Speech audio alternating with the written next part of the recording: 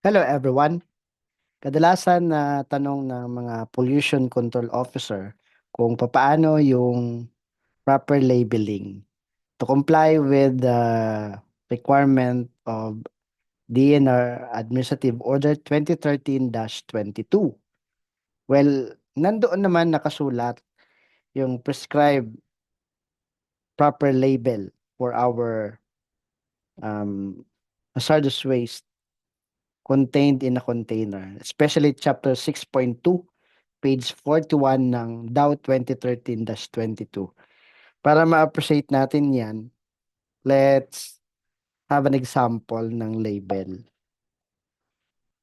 So on the left, we have the sample of label. Gusto ko munang bigyan ng pansin yung kulay. Dominant sa color sa ating mga label pagdating sa hazardous waste, yung yellow.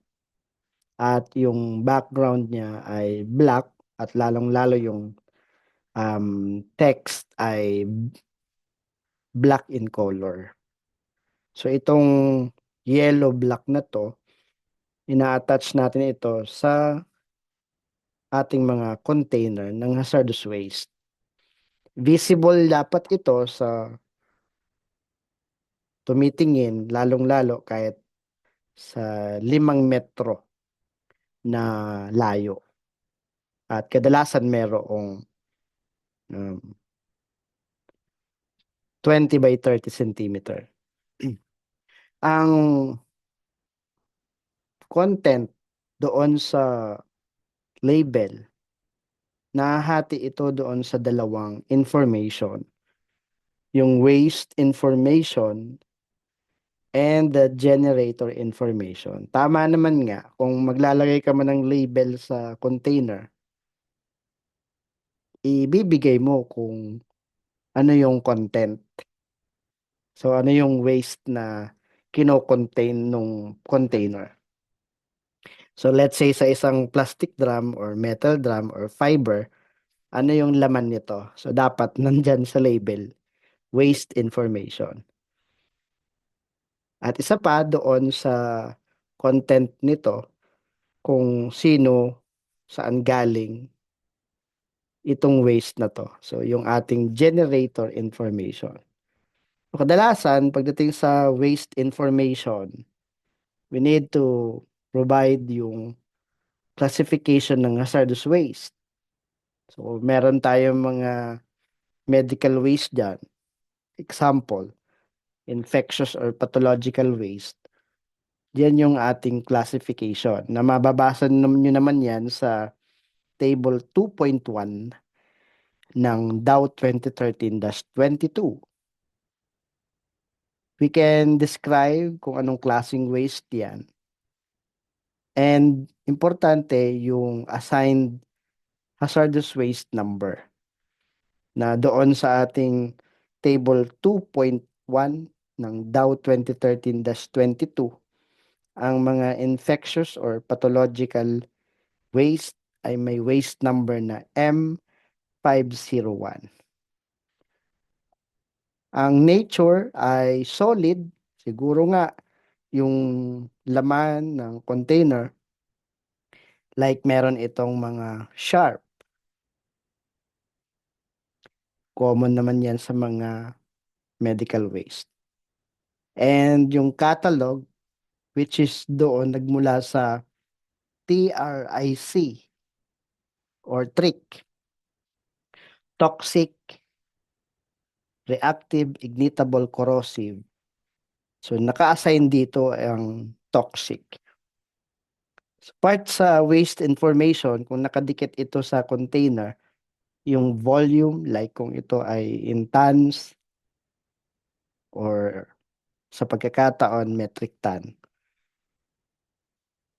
The packaging date, the shipping date, and the manifest number. Pagdating sa generator information, naka-indicate yung DNR ID number or Hazardous Waste Generators ID. kailangan naka-indicate yan sa ating mga label. Kung ano yung name ng company, the name of the waste generator, address, yung email, the name of managing head, at saka mobile number. So, yan yung basic content ng label in conformity with the 6.2, Chapter 6.2 ng DAO 2013-22. Samantalang merong label, may symbol din na kasama ito. So kapag nasa isang container, may kakabit na label, dapat meron ding symbol. At itong symbol na to, on the right, na sinasabi mong catalog mo ay toxic, di siyempre, with the globally harmonized system, kung ano yung toxic symbol, ito yon. At dahil ito ay medical waste, dapat may kasamang biohazard. So yan lang naman yung mga example kung paano yung proper labeling ng ating mga container containing hazardous waste. So I hope may natutunan kayo kung paano ang proper labeling in compliance with DAO 2013-22. So pwede nyo nang gamitin yan, gayahin. Pwede kayong mag-print nito sa mga sticker paper. Ayan, ikakabit nyo lang magkatabi itong label on the left, 20 by 30 centimeter, at yung symbol. So I hope may natutunan kayo, and if you want to know more, please subscribe to this channel, please follow, please like this video, please share this video, at para marami pang matuto pagdating sa compliance to RA 6969 and DAO 2013-22. Maraming salamat po at God bless us all.